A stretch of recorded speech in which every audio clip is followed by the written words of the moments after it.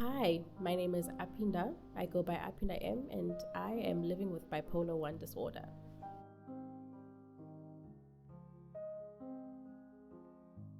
Hi, my name is Aphinda. I go by Aphinda M on the socials. I am a beauty artist at large. I make custom clothes. I am a makeup artist. I'm a hairstylist. I am a general stylist. And I am living with bipolar I disorder. Here is my journey. So I was born in a small town called Umtata in the Eastern Cape and raised in Pretoria for most of my life. My childhood was a bit of a 50-50. At home, we had everything that we needed, and my parents made sure that we lived a very comfortable life. I cannot lie and say that I know a struggle. My parents worked very hard to make sure that all our basics and our bare necessities were met. It was all fun. I have 4 other siblings, so it was a full house. Every day was a play day with my siblings.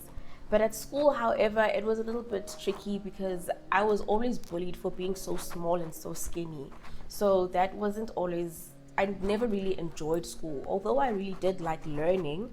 But the experience of school itself and all the way to matric actually wasn't that great.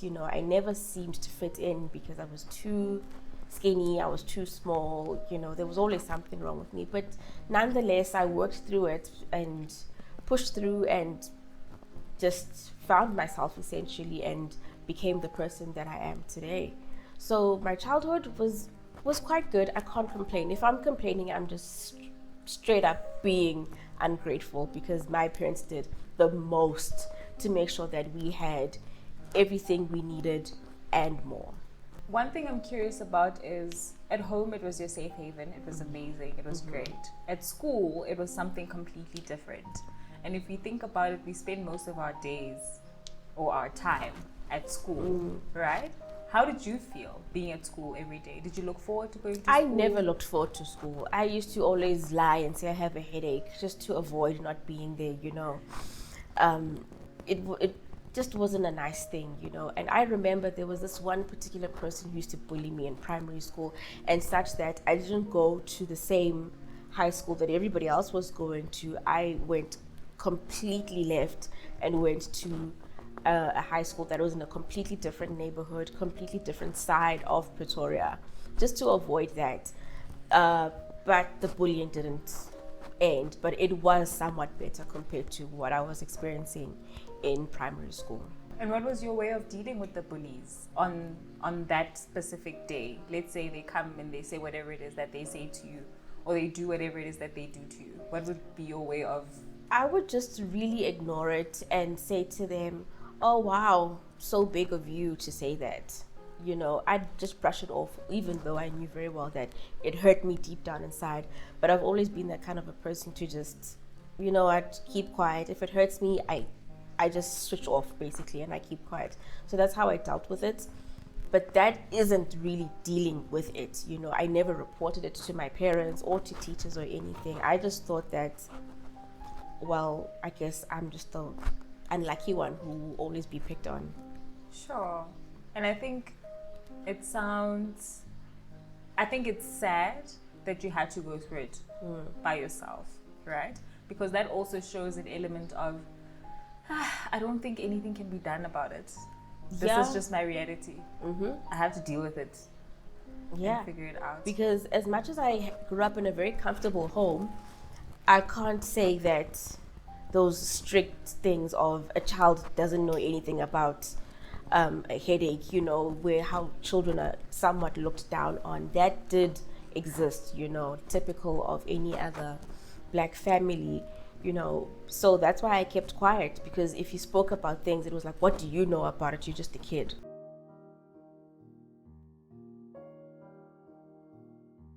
And I think that's the sad thing about, how most black kids grew up. Yes. Right? Yeah. You get told, deal with it, or go fight back, or whatever it is that our parents say to us. Right? I wanted to find out from you, thinking of your childhood and linking it to your mental health journey. what connection do you see there? How did it now transition from, okay, I'll deal with it by myself, to now being diagnosed? How did the diagnosis come into play? The diagnosis came into play, it was December. Everybody had gone back to the Eastern Cape, as they usually do. And I was just alone in the house, and everybody else was gone, they were in the Eastern Cape. And I remember sitting in the house by myself, and then just the storm came over me. And it just felt like years of keeping everything together, and I just exploded. I remember calling a family friend of mine, and I said to her, you have 20 minutes to come and fetch me, otherwise I feel like I'm gonna kill myself, because I just cannot deal with this anymore. And it was at that point that I knew that now it's time for you to reach out and get professional help, because you cannot keep everything to yourself, and you cannot keep carrying the burdens and the negativities of everything else that's around you, not just what you're experiencing in your life, but I mean, we've got friends, we've got families that depend on us to some certain extent. It just became a lot, and I called her, and she came speeding, and I said to her, I remember calling my medical aid, the emergency number, and they told me what to do, and they walked me through it. And it was at that moment that I realized that this is where I start taking care of myself. I was a little bit old, I think I was about 27, if I'm not mistaken, 27, 28. But I'm glad that it happened. And I'm glad that it happened the way that it did. It was very random. It was inconvenient for people around me and my family members, but it had to happen that way for me to be where I am today. Because if I didn't just decide that I need help, I don't know where I'd be today. Maybe I wouldn't even be sitting in front of this camera, So that's, just to shorten it, that was the moment where I decided that, okay, there is this thing called mental health, and you need to deal with it. And I had no idea what it was like. I had no idea what I was going to go through, but I did it anyway, regardless. I did it scared. And it is scary, because there are all these misconceptions and hearsays about psych hospital, but it really is not that bad. Psych hospital is actually like a mini holiday, I must say. I like that. I like that. I just want to go back a little bit, right? You say on that particular day, you felt like a storm, like a rush, all of these things happening. Before that moment, had you ever experienced something similar, or maybe had the thought of, suicide and? Definitely. Leading up to that, I used to have a lot of panic attacks, especially in high school, and they were always mistaken for like epileptic attacks. I always used to go for, what do they call them? The scans, and so forth, and they wouldn't find anything. But I just knew that I struggled to deal with things, but back then it was a thing of just pray about it and you'll be fine, But when I was diagnosed, it made so much sense as to why I reacted the way I did to certain things, and why I was the way I was, and why I was so different in terms of thought and perception towards life, It cleared out a lot of things, basically, yeah. Would you say before, during that period, would you have described yourself as somebody who has depression? Oh, yes. Specifically after giving birth, that was really tough, It was a very unexpected breakup, I was meant to, raise this child with somebody that I loved, and, so after all of that just literally disappearing in one day, I knew that after giving birth, I would look at my child and I wouldn't know what to do. I really didn't know what to do, but I started Googling and researching, what does depression look like? What are the symptoms? And I always knew that You could have it. I didn't always want to self-diagnose, but I knew that if it wasn't depression, it was some form of anxiety and so forth. So I really did know that there was something prior to being diagnosed professionally. What would you have described as, what were some of your symptoms, if you think about it now? I just did not want to do a single thing. I wouldn't want to wake up. But I feel like the only thing that kept me waking up was a crying baby. If it wasn't for my child who needed to be taken care of, I most probably would have rotted in that bed. I didn't want to get up. I didn't want to associate myself with people. I didn't want to be seen. I didn't want my child to be seen. Everything was just kept to myself and block out anyone and anything that could possibly bring me joy. You know, my eating habits were off, my communication towards people was off, and just I had a lot of suicidal thoughts. But then it's like, okay, you kill yourself, and then what about your kid? Are you gonna kill him too? No, it's not gonna work out, you know.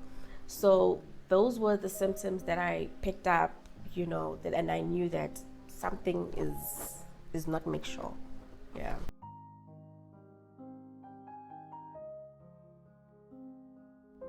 During that time, did your family, your friends see that, Aphinda is a bit different, she is not enjoying the things that she used to enjoy? I really can't answer that question because I was too focused on me, and not in like a flamboyant, selfish way, but I was too focused on I'm not okay, that I really did not have time, or I really didn't have the consideration of how other people see me or what other people think I'm going through. I was just stuck in that black hole and I couldn't see outside.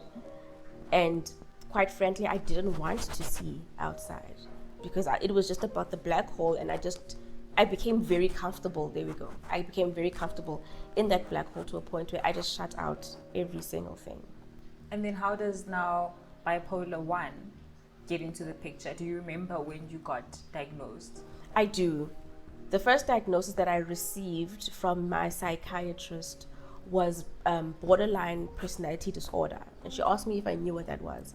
And I said, I've heard of it, but I don't know what it is. So she explained to me, and I was like, well, that makes a lot of sense, and it explains a lot. And she was like, okay, let's walk through it. You know, so she asked me questions like, what is your day-to-day routine like? How do you feel if somebody says no to you? And, you know, she just did a little bit of digging, and she was like, yes, as I suspected, you do have borderline personality disorder. She was like, and then she said, not sure about the bipolar just as yet, but let's go through it. Let's go through these therapy sessions and unpack, and then we will see. And then turns out I do rather have bipolar disorder. Okay. Before we move on to you describing bipolar, for those who do not understand, how can you describe borderline personality disorder? How would you explain it to somebody who has no knowledge about this? So it really is a bit tricky to explain because it's not a one-size-fits-all kind of a situation. It really depends on each individual. And I mean, there's like about 8.2 billion of us on Earth. So you can imagine how complex it is. But borderline personality disorder is where your moods can shift. You can have 4 different moods, if I can say, in a space of an hour. I think that's the best way I can put it. So, for example, right now someone has said something to me and it made me happy, and I'll be all chatty and happy about it and yada yada yada yada yada, and then one moment someone will say, oh no, but I don't think that's right, and then you completely switch and you become something else, you know, having forgotten, and then it seems as though you are inconsistent within yourself, but really it just all boils down to a mental chemical imbalance. It's not that you are crazy, no. stop it. It's not that people are crazy, it's just a chemical imbalance that takes place where your brain struggles in shift of emotions and in moods. Sure. And I know a lot of people tend to confuse the two. Yes. Oh no, you have bipolar. Actually, I think a lot of people don't use the word borderline. They would just say bipolar for anyone who just presents with That's true. emotional, challenges, right? How would you describe bipolar, especially bipolar 1, for somebody who has no idea what that looks like? So I do have a way to explain it, if you could just allow me to. By all means. Right. So here's a board. So this is the beginning of life, and that is the end of life. You can see the board, right? Yes, I can. So an average person's life has its ups and its downs. Everybody goes through life. We have our ups and our downs until we die, right? So this is at birth and this is at death, right? So this is a regular person's life. And then when you get somebody so there's bipolar 1 and there's bipolar 2 disorder. Yeah. So let's use pink as bipolar 2 disorder, right? So with bipolar 2 disorder, you will have ups that will last for about 2 weeks or maybe even 2 years. And then you'll have a very drastic going down moment. And then you'll go be up again drastically, but sometimes you will drop. But it's somewhat inconsistent, right? That's bipolar 2 disorder. And then when you get bipolar 1 disorder, which is more dangerous, where your moods are either down or they're up. So there's no consistency. It's either you're up or you're down. Sometimes you will have a good flow, but it will go up and then it will go down, and then you'll be there for 2 weeks or 2 years, or depending on what you're going through. Then you'll be up again, and then you'll be down, and then you die. Sure. So with bipolar 1 disorder, it's more of a drastic, it's either you're down or either you're up, right? Now, we get, when you are correctly diagnosed with bipolar disorder, you usually put on, it's the same color, you usually put on some sort of medication, right? So that you can have the average life of having your ups and downs, so that things do not affect you so badly. So that when you're in when you're having a manic episode, it lasts for 2 weeks or 2 days or literally a few hours or whatever the case is. So then where medication comes in is that it comes in at the bottom and it comes in at the top, and it suppresses whatever you have. If you're having a low, it will suppress your low and bring it up. And if you're having a manic episode of high, it will suppress your high and put it down so that you can have an easy flow. That is the best way I can explain bipolar disorder. I have to literally draw it, otherwise some people might not get it. So I am impressed. I like the diagram. So I think this is a video that we can send people to and say, look, if you want to have an understanding of how bipolar, or how medication works for that matter, when you're dealing with a mental illness, this is how it would help you. So thank you for that. You're welcome.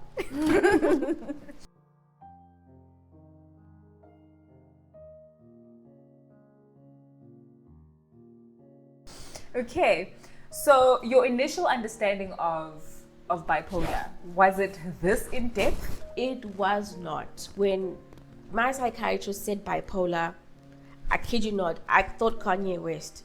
And I was like, am I gonna go on rants randomly and so forth, And she laughed and she said, no, it's not like that. Remember, it's different for everyone. Bipolar or mental health illnesses are not a one size fits all. I'm like, okay, cool, because I don't have Kanye West energy right now.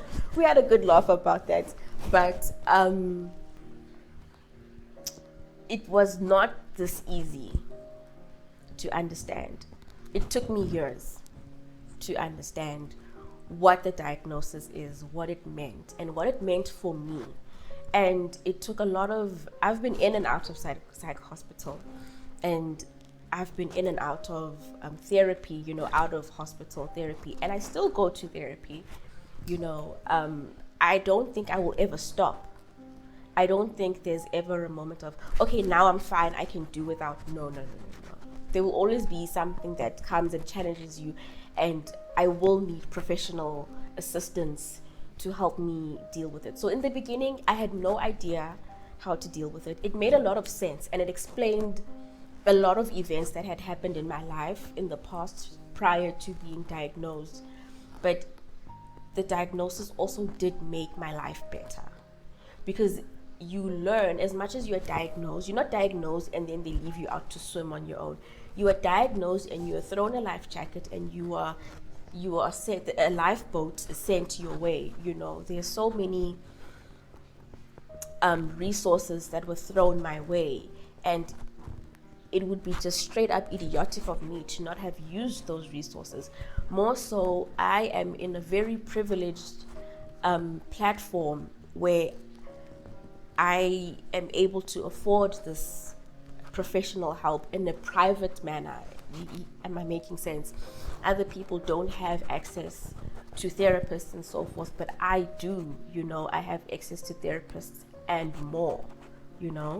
So as I went through it, which is therapy, it became easier to understand. But it wasn't easy, like, okay, this session was good, so now I understand. No. Each session, you learn something, and just because you learn something doesn't mean that it's automatically now tethered into your brain. You learn something, and now you need to go on and use it practically into your life and incorporate it into your life as you go by. What I knew when I was diagnosed versus what I know now, there's a big difference. And I give props to my therapist, but also I applaud myself, because one thing I told myself was that I will keep trying over and over and over again. If it means I need to do that 21-day course twice a year, so be it. I refuse to stop working on myself, because we're all experiencing today for the first time, and today has its own challenges. So I don't know what's going to happen in the next 2 hours, but I do my best. But what I do know is that I have committed myself to bettering myself in terms of my mental health. It sounds like you chose to empower yourself instead of being just stuck in that, because a lot of people after being diagnosed, especially with disorders that we don't know a lot about, it's very easy for the person to fall into victim mode, and just use that as the identity, going around showing people, feel sorry for me, this is what I have. But it sounds like you chose a different direction. I did go through a phase of self-pity and expecting people to say, oh, shame, towards me. And it's not the right way, but I think it comes naturally to anything that you don't understand about yourself. Say, for example, if you were to have a paper cut, if someone asks you, when are you washing the dishes, you want somebody to have some sort of pity towards you of, oh, they have a paper cut, they can't wash the dishes, their sore's gonna get hurt, or it will never heal in time. Everybody has that sort of a self-pity element to it. It's not good. I'm not saying that, I'm not trying to promote it. However, it is what it is. It does happen. But at the end of the day, you do need to also take a step back and realize and acknowledge and identify, what do I need to take the blame for? Because fact is, we all have a choice in life, but unfortunately we cannot choose the circumstances of our choices. So long as I have control over something, which is I control over this mental health illness and how I deal with it, I will do everything in my might to stay empowered, and sometimes I have to re-educate myself. So I will do anything basically to keep myself empowered, because I realize that it becomes a domino effect. Because after I came out with, I've got bipolar and I'm struggling with A, B, C, D, a lot of people have messaged me on the side and they said, you know what, I think I might be going through the same thing.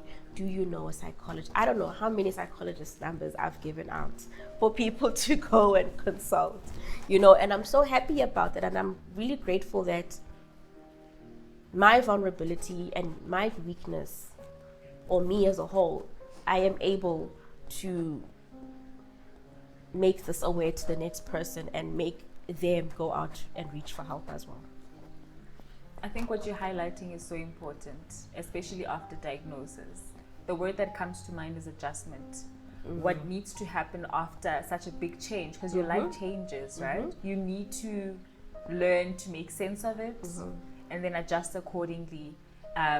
It could be with support, from the professionals or the people around you. It could be with medication, trying to find out more information for yourself, and.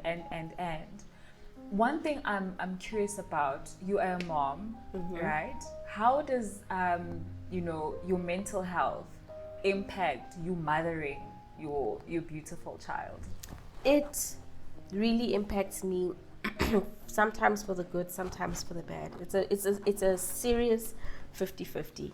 And I'll share this. Recently, I found myself giving my child silent treatment because of how I'm so used to just withdrawing when I'm feeling some sort of a way. And also, he's a kid, so he's going to be naughty, he's going to do whatever, and that's going to frustrate me a lot, and it's such a challenge because I find myself treating him like an adult when I shouldn't be, and I find myself expecting him to understand that mom's not okay, so it becomes really tricky. But I try to smack my way out of it and say, hey, this is a kid. Remember, you need to be mom. You shouldn't be person raising child. You need to be mom. Yeah. And I'm a single parent, and sometimes I have to be dad, and he's the only child. Sometimes I have to be sibling. Sometimes we have to play, sometimes we need to be strict, sometimes I need to be gentle, so it really does impact my way of parenting, and the way it impacts it impacts it unexpectedly, so specifically when I'm going through something, because I'm very intentional with the way I parent my child. For example, he has a chart at home that he follows. We wake up, we brush our teeth, just to help him understand routine, But as I said, I'm very intentional in the way I parent, but sometimes things get the better of me and all of that just goes out the window in a second, because I have bipolar and my moods can switch 0 to 100 real quick. I also have to smack myself and say, hey, don't forget your mom as well, and you need to be gentle towards this person, and they don't deserve that. They don't deserve the bad parts of me. And I'm not trying to say that we shouldn't express the bad parts, because just as much as he gets sad and he gets angry and so forth, and he shows his emotions, I show him my emotions as well. When I'm upset, I raise my voice. It's not intentional, but it's something that happens. But he understands as well. And sometimes he'll come back to me and he'll ask me, Mommy, are you upset with Sunshine? I said, yes, I am upset with you because I asked you to do one thing and you didn't do it, and you know. And he says, I'm sorry, but I'll listen next time. He comes to me and he shows affection, and he can see that, okay, I really made mom upset. I should probably go talk to her, So it's in some way, somehow, sometimes it can be a good thing, because we do need to show children that grown-ups do get upset, and it's okay to get upset. It's okay to give someone their space when they are upset, and then they'll come back to them. And I do go back to him and I apologize. I'm like, I'm sorry for shouting at you. I was upset. It wasn't necessarily your fault, but I did ask you to clean up your toys like 7 times. I like that. I did ask. Sure. No, I like that, because a lot of us grew up not seeing our parents as human. And I think what you're describing now is that you're teaching your child that, look, I'm human. I'm not going to be perfect. I'm not going to be, not making mistakes and all of these things. I might snap sometimes.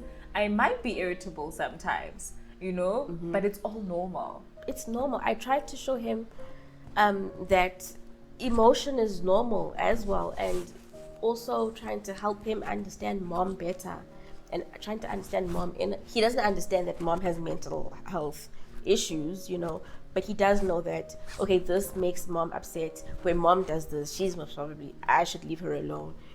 Same with him. When he's upset, I ask him, are you mad? Yes, I'm mad. I'm angry. I'm angry at you because I asked for ice cream and you didn't give me ice cream. It's 2 days without ice cream, And it's like, okay, well, sorry, you didn't behave. So it's not like you don't know why you didn't get ice cream. So, So I treat my child as humanly possible. I don't know if that makes sense. No, it does make sense. What I like about it though, Aphinda, and I think this is something I need to commend you for, right? What you're highlighting to your child is you should be able to talk about what you're feeling or what you're thinking. That way he will know, if I need support, if I need help, I can go to my mom and she'll figure it out. She will help me. She'll try, make me feel better or whatever the case is. And if I think of your childhood and the bullying situation, I'm thinking, what not a full circle, but like a, 180 moment where you're like, actually, this is me also healing my inner child, trying to correct mistakes, things that happened that were unfortunate. And I think that's beautiful. That's exactly what I mean by I'm intentional about the way I parent my child, because there are things like abuse that happen out there, and I really want my child to be able to come to me first and say, Mom, this and that happened, and it has happened. He will, when I pick him up, I remember there was a child at school who was a bit of a problem, and the teachers were concerned about the child, and that child's background. But the child was being a bit of a bully, And my child came to me and he says, Mommy, so and so kicked me on my leg today and laughed and pointed at me and said, ha ha, and it wasn't nice. And I'm sad. I'm not just sad, I'm angry. It's not nice. It's not fair because now my leg is sore. I was like, I'm sorry. Okay, so who's this person? Oh, so let's look at the leg. Let's give you some Panado. I will talk to the teacher. I spoke to the teacher. The teacher spoke to him. There was a cycle of communication to let him know that his concerns, his hurts, his happy moments or sad moments, they matter. And I really try to instill that into him, that you matter. What you have to say really does matter. It matters. And every time, even, he's at the look at me stage. Mommy, look at me. Wow. Amazing. He's at the look at me stage. But I have to look. Every time he says look at me, I have to look to show him that I'm interested and I care about what he has to say and what he has to show me. It's annoying. Gosh. I won't lie, I'm human. This look at me stage is really, really annoying. But I look. Because he has to know that in anything and everything I say, I've got my mom's attention. Yeah. What's your day-to-day? What does that look like? Living with bipolar 1. So, in the past, I really did rely on my medication to get through the day because it did help. So, in the past, I do want to mention the past and a little bit because it will make sense at the end. I relied on my medication because they are mood stabilizers. As I explained, that the medication comes in and it suppresses everything. Also, I suffer from mania and manic episodes. So mania is basically hyperactivity, and not just speaking fast about 7 things at the same time, but as well, there are loud voices in my head. So what are the loud voices like? It's like playing 17 recordings of myself at the same time. Imagine hearing 17 recordings of yourself at the same time in your head. That's a bit annoying.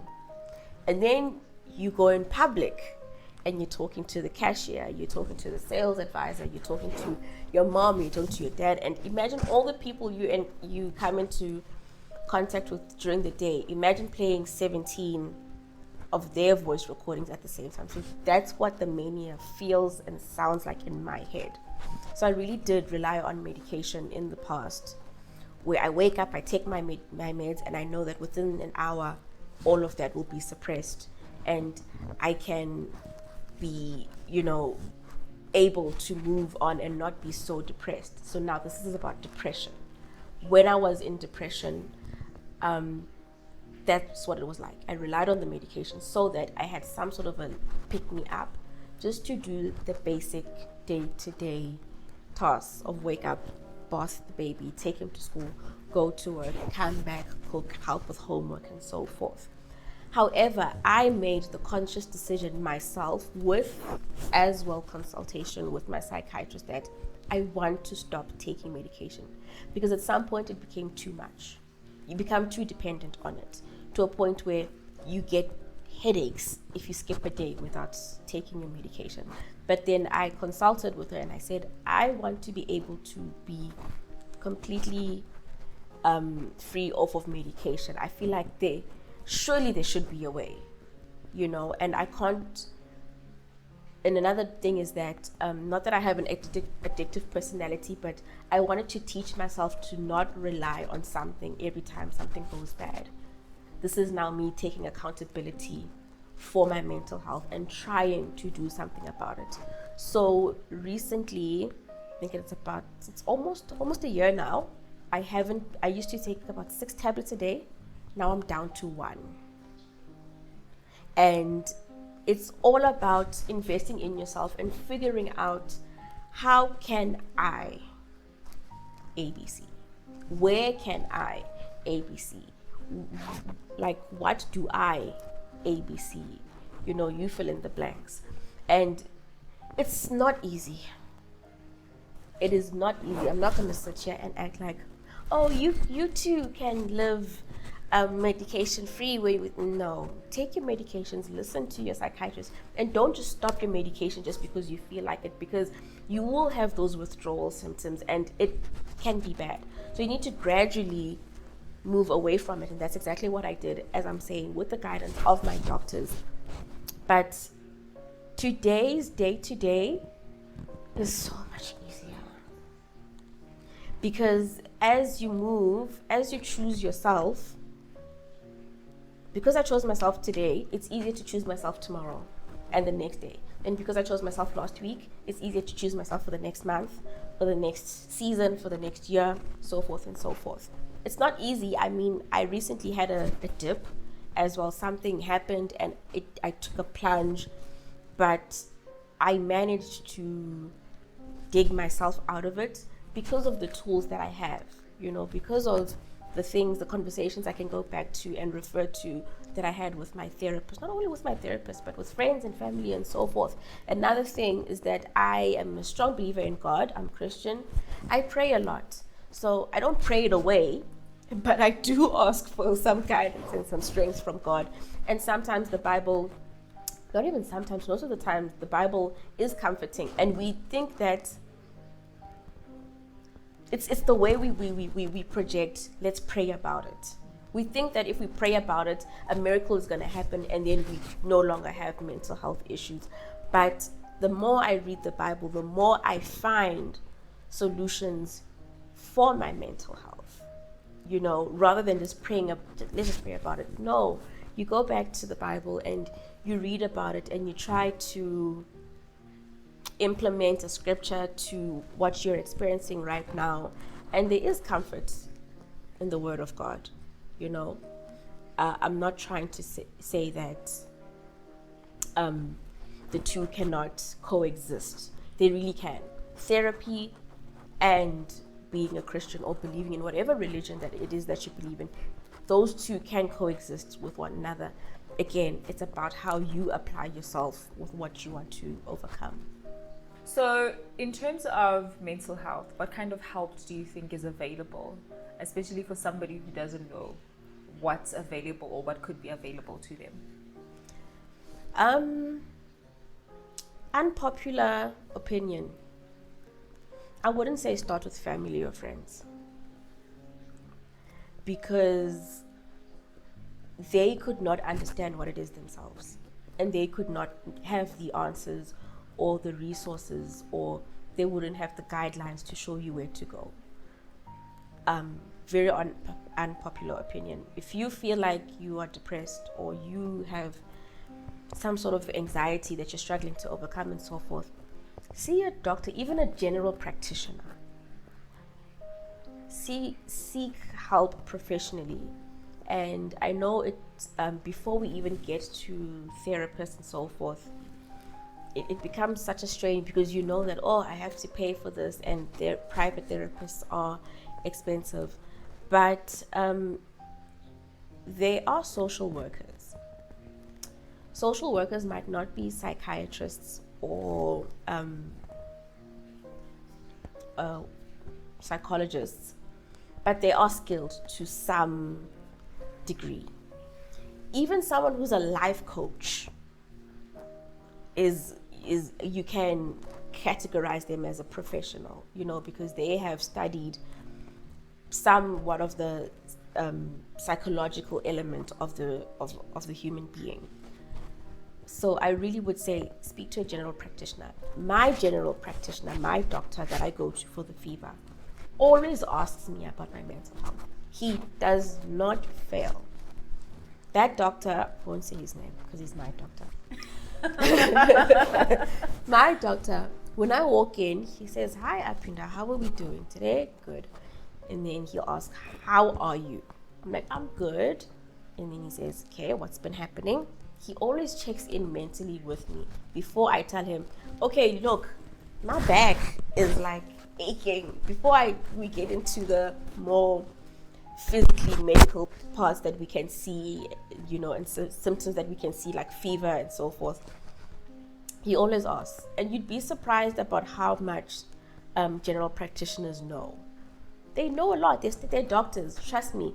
In them studying medicine, they do cover some part of psychology, and they do need to go and practice in psych hospitals and so forth and understand. So go to a professional first rather than family and friends, because another thing is that with family and friends, they might not give you the answer that you're looking for. Not that a professional will give you the answers that you're looking for, but you are more likely to be disappointed than when you go to a professional and say, "I'm feeling A, B, C, D, what do I do?" And then you can go on and tell your friends and family that, "I'm struggling with this, I went to go see a doctor." "Oh, okay." And then the people who are well knowledge about it or have some sort of an idea, then they will come forward, and then you can begin to talk with them. Yeah, I know it's a very unpopular opinion, but don't start with family and friends, because they are most likely to not necessarily understand exactly what it is. You know what I'm taking from it? Proactivity. Be proactive in your journey. Yeah. You see something, you don't understand it, go check it out so that you can cancel out a few stuff. Exactly. Yes. And then once you now have some sort of understanding, you can have a conversation with the people around you. You could even educate them, because most times the response you get, "Look, I will be okay. Don't worry." We're all in the struggle together. No, we are not. Let me tell you something about that. Another unpopular opinion. We're not in the struggle together. Yes, we are all struggling, but we're not in it together, because I'm not trying to say my mental health is more important or it's more severe than the next person. But it's for the fact that we don't experience things in the same way that we're really not in the struggle together. Because how you deal with the fever is not the same way that I deal with the fever. When I have a fever, I prefer to bombard my body with like fruits and veggies and the flu mixture and so forth. I don't like medication, but you believe in medication, and you get what I'm saying. We're not the same. So yeah. Okay. Before we talk about other things and we close, I wanted to ask you, you mentioned being in a psychiatric hospital and it being like a mini holiday. For somebody who's scared, because I know there's a lot of misconceptions out there about what that experience could look like. How would you describe your experience? What was happening from the time you got admitted? What was your day to day? The first time I got admitted, it was in December. It was just after that crazy long weekend of the 16th. So it was quiet. Most of the doctors were on leave. There were only a few doctors around and also a few patients, So the first time it was a bit scary, because everybody was pretty much to themselves and there wasn't much going on. But then on my second admission, that one was much more nicer to experience. And that admission was the one where it really changed everything for me, because that was when I was diagnosed. So when you go into psych hospital, you are greeted by nurses. They ask you a few questions. How are you feeling? Why are you here? Did you bring yourself here, or did somebody bring you in? Are you here through your own will or not? They ask you basic questions. And then you get an orientation and they tell you, okay, this is where the bathrooms are. This will be your room. You'll have to share with another person or two other people, whatever. It's just like a hospital ward. However, you are not tied down to your bed. It's not like you're going to hospital and you're going to sit there with a drip and all you can do is go to the toilet and sit back. No, there's a garden. You are allowed to walk out to the garden. There are vending machines. You are allowed, your visitors are allowed to give you money. Or if you've got your cards, you're allowed to bring your bank cards and use it in the vending machines. You're allowed to use vending machines. If you smoke, there's a smoking area. You're allowed to smoke. If there is a chill lounge, there's a place where there's TV and a couch. There's the kitchen where you can make yourself a cup of tea. And they even have the tea area has fruits and stuff there so that you can snack on during the day. You're allowed your own snacks. You're allowed to call Mr. Delivery. If you feel like you don't want the hospital food and you want McDonald's, you're allowed to order in. If you want to buy McDonald's for everybody, you can do that. Not that anyone has done it in my admission. But it's just, what can I say? A secured place to literally rest your mind. And when you wake up in the morning, you have your breakfast, and then your day starts, and then the courses start. Then you have occupational therapy. And then you go through, it depends why you are there, then they will select which classes you need to go to. There's even occupational therapy where you literally create stuff. They'll have floral arrangements for the day. And then next day they'll say to you, okay, so now we are going to make a nice blackboard for our homes. And you get to take home all these things. There's pottery and there's, oh my God. You get to unwind. You get to unwind while dealing with your issues. And you do see your psychologist every day. Well, it depends on the psychologist on how often they feel you need to see them. If it's every day, you see them every day. They give you homework. There are pens and pencils. If you like to draw, you can draw. It's so free. You're not tied down to a bed. It's literally a place where you can finally put yourself first and put your mind first. Rest your mind and talk about the things. And another thing is that you are allowed to talk to other patients. You end up making friends. I've made a friend from psych hospital, and we have this funny thing, when we talk on the phone, we greet each other and we say, knock, knock, because that's how one of the nurses used to come into our room. Yeah, that's how he used to come into the room when it was time for medication. Instead of knocking on the door, he'd open the door a little bit and he'd say, knock, knock. It was a bit creepy, but he was a very chilled person. But you make friends and you have memories, and it's difficult. It's painful to deal with what you have to deal with, when it comes down to the core of it. But once you are discharged, it's like, I want to go back. Yeah. It is the most safest place for your mind. You think a retreat, a spa weekend is no. Yeah. If you want to treat yourself, check yourself into a psych hospital. Yeah, And I think what I like about a psych hospital is that you have all of these professionals in one setting. Yes. And whatever help you need, you get it. If it's physical health, Yeah. you've got your doctor there. If it's medication for, your mental health, you've got it there. Therapy, you've got it. Occupational therapy, even a social worker. That's true. So I really like the idea. How would you describe Aphinda before the diagnosis and Aphinda now? Oh, before diagnosis, carrying anger that was never for me to be holding on to. I was very angry. Who were you angry at? I was angry at myself. I was angry at family. I was angry at friends. I was angry at life. I was angry at God.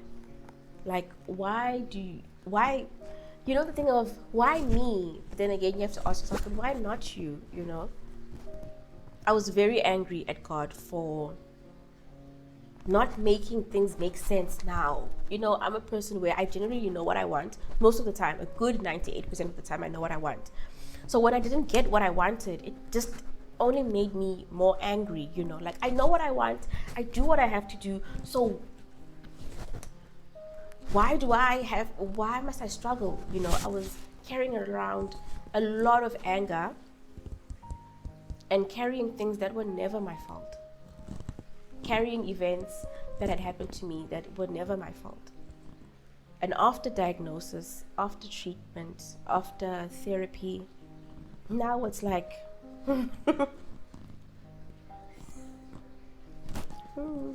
what a big deal. Things are easier. Things are easier to digest. Information is easier for me to accept and receive. I receive people much easily, and I receive myself much easily. Yeah. Okay. And I think it shows that you have to embrace the different parts of your journey to get to a place where you're like, okay, I now have some sort of understanding of where I'm at, what's happening, and how I can deal with it. If you had anything to say to yourself, what would it be?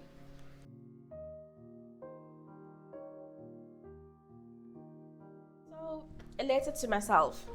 I don't like journaling because it's like evidence of my vulnerability. I hate that. I don't know why. I hate there being evidence of my vulnerability. Rather, I speak things, I say it out loud, I release it, and it's gone. So if I put it on paper, it's like there forever. But anyway, letter to myself. To Aphinda. Girl, you're not a bad person. I know it's unfair that you have to heal without receiving apologies. I know it's unfair you have to heal from things that were never your fault. But time and time again, you eventually heal. You always say be kind, although many take advantage of you being kind. You never stop living by those two words. Remember that it is your kindness towards yourself that got you this far. Keep choosing yourself. You have a wonderful village and an even greater God. Keep laughing, keep smiling.